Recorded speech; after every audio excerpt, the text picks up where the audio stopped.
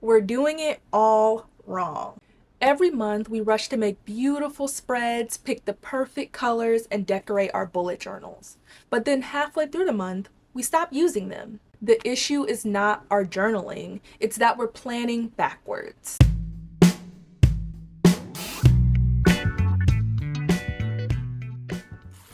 Hi friends, welcome back to my channel. If you're new here, my name is Courtney, and I love to share ways that journaling can be used as a tool for productivity and creativity. In this video, I will be sharing you guys exactly what I do in my bullet journal at the beginning of every month to promote organization, productivity, and to just be intentional.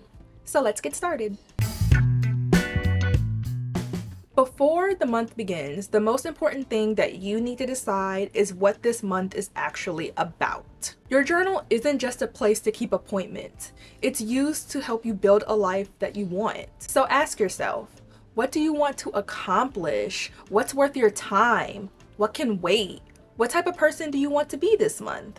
Do you want to lose 5 pounds? Do you want to go on more walks? Do you want to read 5 books this month? Do you want to spend more time with your family? Do you want to spend less time on your phone? The more specific the goal is, the easier it is to achieve. But we need to remember, not every goal works the same way. Depending on what you're trying to accomplish, different goal settings are more important, or I guess better to use than others. Hi friends, we are now at the overhead view and I am here to show you guys some examples of different goals. So let's get into it. All right, the first goal is something that we have been over before on an old video on my channel, and that is SMART goals. So SMART goals are very good for measurable items. So if you want to like lose 10 pounds, if you want to meet a specific deadline, I think SMART goals are really good. So SMART is an acronym and it stands for specific, measurable, achievable, relevant, and time bound. So specific, you want to get to really like your why, the who, what, when, where, and why for your goal that you're trying to accomplish. Measurable is like, how are you going to track it? Are you going to do a tally mark, a habit tracker, a timer, whatever? And then achievable is something that you create to make sure it's doable for you. So let's just say if your example is to lose weight, why? Because you're having health issues and you're struggling to move and like, let's just say play with your child, right? So if that's your S for your SMART goal. For measurable, you're gonna measure using a habit tracker how many days a week you work out. Your goal is to at least work out 2 days a week. You're a full-time parent and you have a kid, so you can't always do it every day. And then why is it relevant? It makes you happier, healthier, whatever it may have you. And your goal is to, let's just say, lose 10 pounds in a month, right? So there, that's how you do SMART goals. Now this one is looking a little funny, but this is our reverse goals or backwards goal setting, which is something that we have also done before. So right here, this lovely section, I'm just going to fill it in lightly, is where you want to go. That's the end goal. So sometimes we start off seeing the end goal in sight, right? Let's just say your end goal is you want to post on YouTube, right? I'm just going to write over. Oh my God. Of course my pen doesn't work when I'm trying to do the examples. 1 second. I'm going to use a marker. So your goal is to post your first YouTube vid, right? Now there's so many things that you need to do to get into that. So maybe you need to like edit film. You need to also film. Then you maybe need to like plan out content, figure out music, what is it? Your tools that you need, blah, blah, blah, blah, blah. So you're starting off here. Excuse to train. You're starting off here and you want to be here.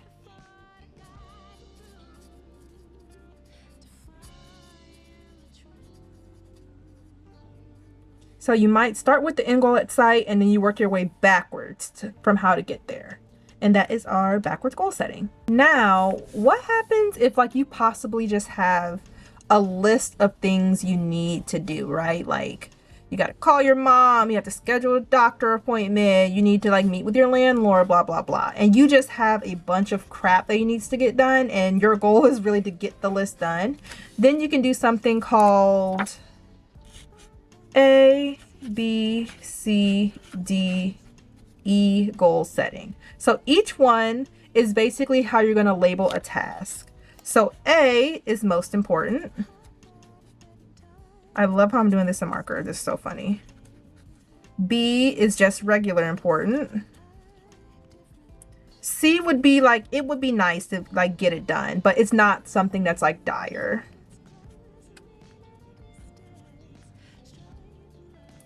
D is delegate. So you can see if you can maybe delegate that task to something else, or maybe your sister can pick up something. Maybe your sister can pick up your mail, or maybe your mom can do something for you. And then E is eliminate. Excuse me if I'm spelling this wrong. And that is anything that you just are done with and you needed to get rid of and is actually not that important. So you would take your list and separate it into your A, B, C, D, and E category. So you can put like your mom is definitely an A. Maybe this nail appointment is something that's nice to be done. Calling doctors, this. If you're moving, that's important. Calling sister, it'd be nice, but it's nothing important. Same as maybe like calling your friend. Working out, maybe that's really important to you. Buying new workout clothes, you can eliminate that. You already have a bunch of workout clothes. Declutter stationery, that'd be nice if you get done. Make a YouTube video, it can be important. Buy new bed sheets, stuff like that.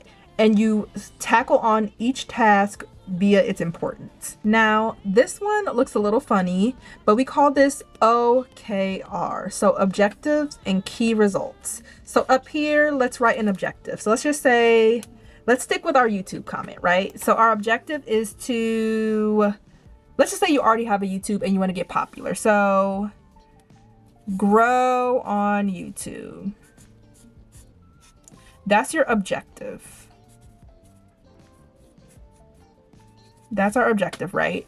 Now, right here are key results, or that would show that you're working towards this, if that makes sense. So maybe one KR would be post 4 times a month, right? Basically every weekend. Then another one could be upload some YouTube shorts, right? And then another one could be reply to every comment.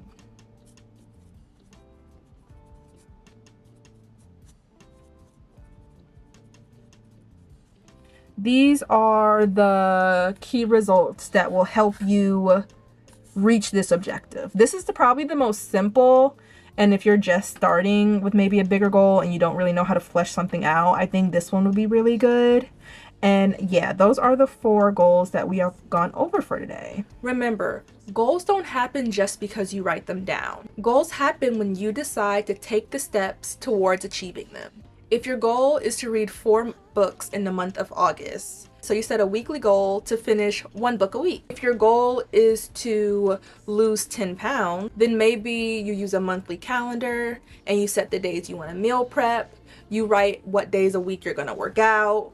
And maybe you set a daily goal of 10,000 steps a day or something. Now that you know where you're heading, creating monthly spreads become much easier. In my next video, I will be taking all the information that we learned in today's video and putting it into my bullet journal. We'll be creating spreads that support my goals for the month of August and helps me promote productivity. But all right, you guys, we have made it to the end of the video. Thank you guys so much for watching. Please like, comment, subscribe, follow me on all my socials, and I'll see you guys soon.